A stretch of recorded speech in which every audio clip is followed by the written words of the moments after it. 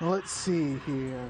Animated brooms, reanimated corpses, animated suits of armor. C, substitutionary locomotion. None of these really match. He's a sentient being, after all. Oh, you're here. Good to see you again, dear fiends. Welcome back to the RCN TV Halloween Movie Marathon with yours truly, Lord Damien McDuncan. You'll have to forgive the clutter. I'm restocking my supplies so I can take on my prevailing arch-nemesis, that sinister snowman, Frosty. He'll not get the better of me this time. It's Halloween for another 2 hours, and this marathon goes till 9 a.m. You hear that, you cowardly ice cube? 9 a.m.! I'll be damned if I let Christmas sneak up on us another hour this year. Oh, wait. I'm already damned.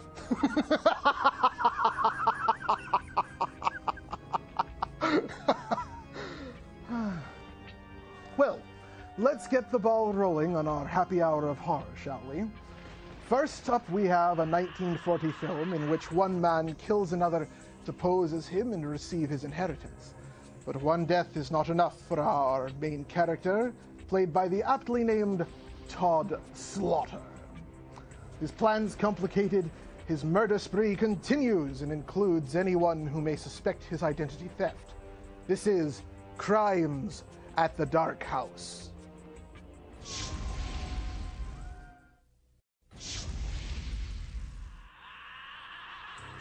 You know, despite my years as a pirate and my short stint as a demonic beast, I never once attempted to impersonate a man to regain my family's fortune and honor. True honor and occasionally true horror both come from a keen self-awareness. To thine own self be true, unless, of course, you're a hellish monster, or a raving lunatic, or a religious fanatic, or a sentient button-nosed Christmas mascot. Anyway, moving on. Continuing with our theme of tangled webs of continuous murder, we present to you a very fitting episode of the American anthology series Suspense. You might say this is the granddaddy of television anthology series.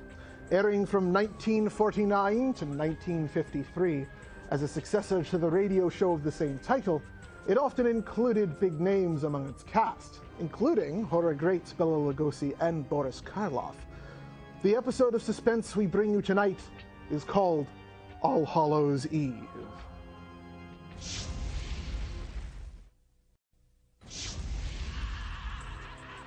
Now you'll keep an eye out for him, right? I don't want any excuses like the last time I sent you out on a chore. I don't care if there were owls in the cemetery. You're a bloody demon. How hard is it to locate a grave? Oh, show's over. Welcome back, my grim and gruesome guests, to the RCN TV Halloween Movie Marathon with your host, Lord Damien McDuncan. A happy Halloween and a blessed Samhain to you all. Oh, and sorry, allow me to introduce you to yes. I can't tell you his real name, demonic laws and all of that. Let's just call him Biff. Don't you roll your eyes at me. Anyway, Biff is going to circle the grounds of my ancestral castle here at Castle Donovan, and keep an eye out for our unwanted guest. In the meantime, I am going to shore up my defenses, and you are going to watch our next feature. Returning from the dead and taking us into the witching hour, here is Bela Lugosi in 1932's White Zombie.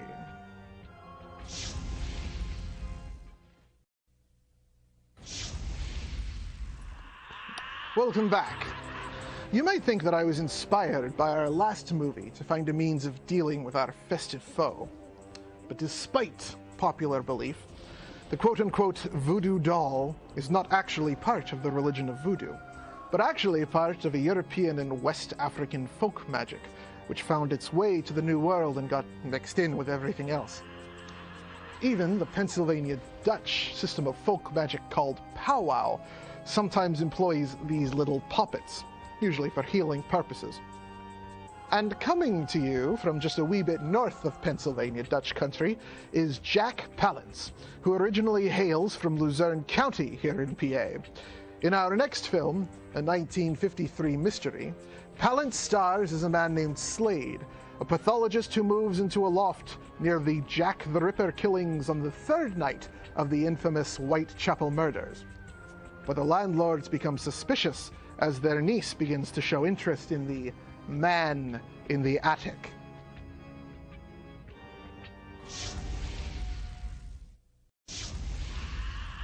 You're sure? He's definitely not up there. Oh well, I suppose it wouldn't be a very good place for a snowman to hide anyway, seeing how Castle Donovan's attic is considerably dilapidated and open to the elements. But Halloween is over now. We're treading on his territory. What was that? That's right! It's Dia de los Muertos! And that lasts another 2 days! Gracias, mi amigo! Whew. Oh, perdóneme por mis acentos. Si usted cree que es malo, mi profesor tenía un fuerte acento alemán. See? We're bilingual. He's bi and I'm lingual. Or is it the other way around? Anyway, Man in the Attic is based on the novel The Lodger, which has been dramatized for the silver screen 3 times before this movie, most notably by Alfred Hitchcock, and again after this one, much like our next film. Based on the novel I Am Legend, the plot involves what seems to be the sole human survivor of a vampiric plague. By day, he hunts down and destroys the creatures that taunt and stalk him at night, and studies the disease hoping to find a cure or a more effective means of dispatching the infected. In 1971, the film was called The Omega Man and starred Charlton Heston. The most recent, titled same as the book, starred Will Smith and completely glossed over the entire purpose of both the title and the ironic twist ending, from which the title is derived. In the end, the 1964 movie did it best. And here it is. Horror movie master Vincent Price is the last man on Earth.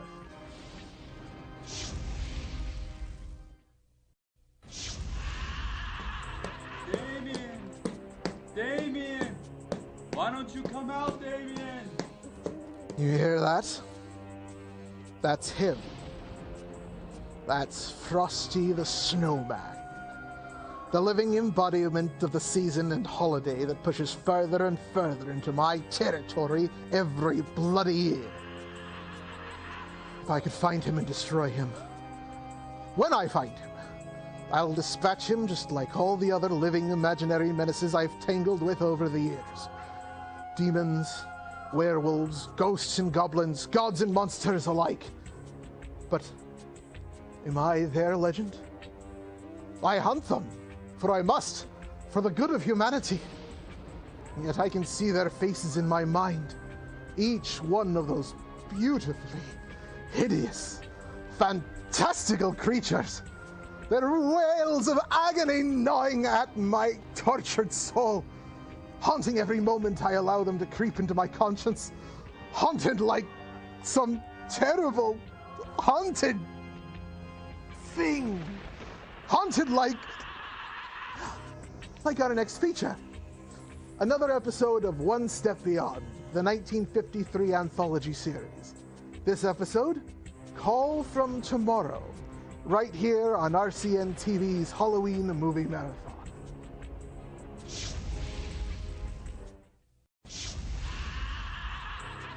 Creepy kids are indeed creepy, but I'll never understand why people seem tortured by the cries of ghostly children. Personally, I keep a tape of such noises in my casket to help lull me to sleep on troubled mornings.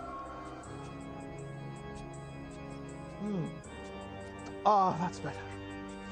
Our next presentation was filmed on what was left over from exterior sets from Boris Karloff's Frankenstein, which would later be used for Mel Brooks' spoof, Young Frankenstein.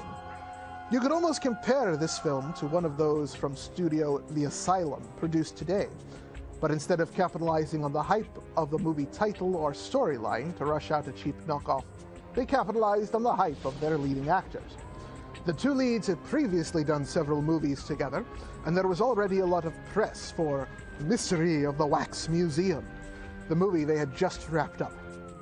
And if any of this looks and sounds familiar, it should, because this segment, like this movie, is a repeat.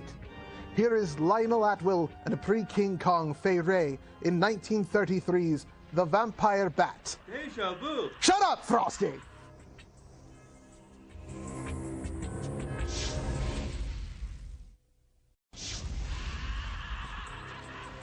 Ah, there you are. Welcome back, creeps, to the RCN TV Halloween Movie Marathon with your host, Lord Damien MacDonovan. That would be me. Despite my status as a Celtic nobleman, I'm not above some manual labor. After all, I was a pirate for a while back in the day. I really should hire myself a groundskeeper, though. I wonder if Willie is free. Anyway, since we are now in the habit of recycling both our lineup and movie sets, let's keep up with that pattern and vidi a film from the king of Hollywood recycling, Roger Corman. Corman was infamous for reusing sets, costumes, and props from his and other films in an attempt to cut both budget and shooting time. Our next picture was shot on the leftover sets of his previous film, The Haunted Palace with Vincent Price, which, while billed as part of the Price-Corman-Poe series, is actually based on a story by H.P. Lovecraft, not Edgar Allan Poe. The majority of the sets, however, came from The Raven, also with Vincent Price and Boris Karloff. Karloff returns in this critically panned cinematic monstrosity, alongside a young Jack Nicholson. Aha! Just what I was looking for. This is 1963's The Terror.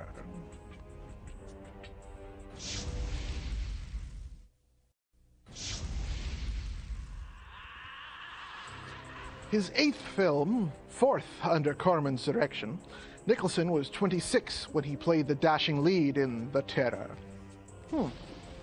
I was 26 when I was turned to darkness. Later on, Nicholson himself would describe the film as incredibly bad. He also said, "The funniest hour that I have spent in a projection room was watching the dailies for The Terror." Oh, you're probably wondering what I'm doing here. Well, since I don't have access to a hypnotizing lantern like Katrina the Witch, strange, and I can't seem to destroy our unwanted Yuletide guest, I might be able to at least capture him. So, I am enchanting this snow globe to act as a sort of prison. You know, one of the biggest problems with The Terror is that it's very hard to tell where it's taking place. What with the New Jersey, Bronx, and British accents, the French uniform, the California shoreline, and the German castle. But Jack did say he is a French officer. So let's say it's France and push on through to Paris, where our next story takes place. There's a homicidal painter and puppeteer on the loose, strangling women in Edgar Ulmer's 1944 cult favorite. John Carradine is Bluebeard.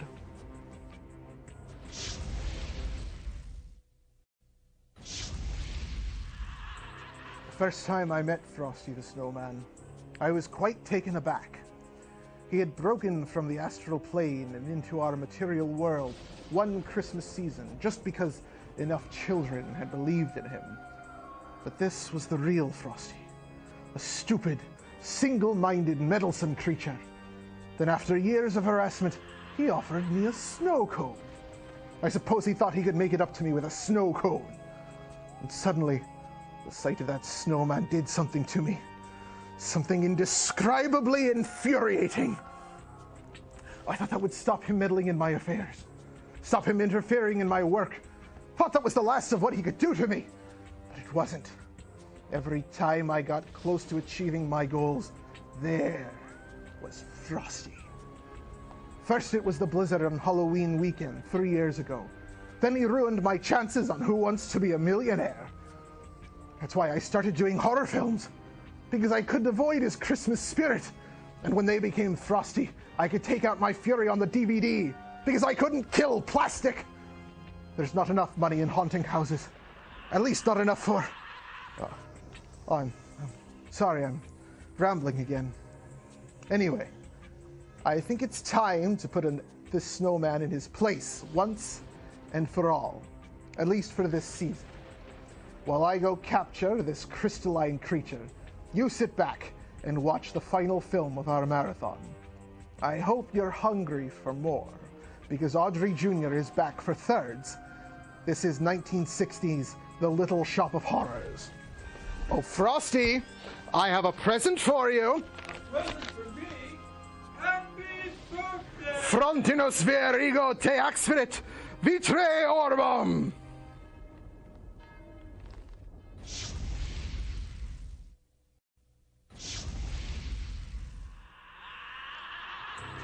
There you go, little one. That should keep you going for a couple of days. Well, that about wraps things up for us here. You're probably wondering what happened to Frosty. Well, let me make it clear. I don't have a problem with Christmas itself. It's just the fact that it takes up more and more of the calendar. Halloween used to be its own holiday, not the prologue to Christmas. Well, thank you all for joining me here on the RCN TV Halloween Movie Marathon. I hope to see you all next Halloween. Until then, just remember, Christmas is great and all, but if you get too wrapped up in the commercialization, you're likely to be trapped in your own bubbles. I'm Lord Damien McDonovan, and now I am due for a long nap. Does somebody wake me up around December 5th so that I can greet the Krampus? The Krampus, the satyr-like demon that follows around St. Nicholas and beats or kidnaps naughty children? Oh, whatever. Frosty the snowman was a jolly, happy soul, with a corncob pipe and a button nose and 2 eyes made out of coal. Frosty the snowman is a fairy tale, they say. He was made of snow, but the children know how he came to life one day. There must